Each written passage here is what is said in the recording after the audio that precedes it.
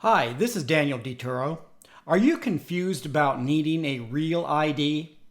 In this video, I'm going to look at what is real ID and do you need a real ID? First, what is real ID? Real ID resulted when a Republican-controlled U.S. Congress implemented a recommendation of the 9/11 Commission by passing the Real ID Act of 2005. The act modified U.S. federal law about security, authentication, and issuance procedures for driver's license and identity documents. It has taken 15 years to implement the part about airport security due to resistance by red states to the act passed by their own party.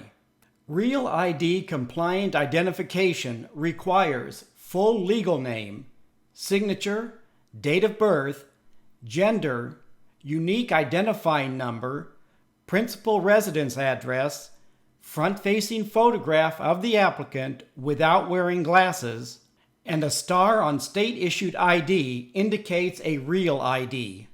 Except for principal residence address, it is the same information in a U.S. passport, book, or card. Real IDs must also have safety features against tampering, duplication, and counterfeiting. Documentation to receive a state-issued Real ID driver's license includes proof of identity, including full legal name and birth date, documentation of legal status and social security number, and proof of residency. One objection by some Real ID opponents is the requirement to provide their social security number. While social security numbers were not meant to be used for identification, unlike a business's employer identification number, there is no other federal ID number for individuals. The information required for a Real ID and a U.S. passport are essentially the same, including social security number. Some Americans firmly believe Real ID is federal government invasion of privacy and data collection. The irony in that is that many of those same people are not concerned about major corporations selling and collecting their personal information. The bottom line is, do you even need a Real ID? Let's take the Real ID quiz. First, do you need access to U.S. nuclear facilities? If your answer is yes, you may need a Real ID. If your answer is no, you don't need a Real ID. Next, do you need access to federal government facilities? If your answer is yes, you may need a Real ID. If it's no, you don't need a Real ID.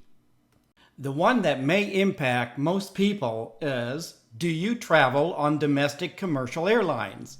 If your answer is yes, you may need a Real ID. If it's no, you don't need a Real ID. The key word in all three scenarios is you may need a Real ID. A Real ID is not the only accepted form of identification. If a state-issued driver's license has been your only ID for TSA airport security checkpoints, it will no longer be accepted starting October 1st, 2020. You should consider getting a state-issued Real ID driver's license or card. For TSA airport security checkpoints, Real ID is not your only form of identification. You can use a U.S. passport or passport card, a DHS Trusted Traveler card, and several other forms of identification. If you have a valid U.S. passport, book, or card, you do not need a Real ID card. Valid means your passport expiration date is at least 6 months after you return from your trip. If you have a valid DHS Trusted Traveler card, you do not need a Real ID card. So the takeaways are, you will need a Real ID card or driver's license for commercial airline travel if you only use a driver's license for TSA airport security checkpoints. You do not need a Real ID if you have a valid U.S. passport, book, or card, or other TSA-approved identification like Trusted Traveler.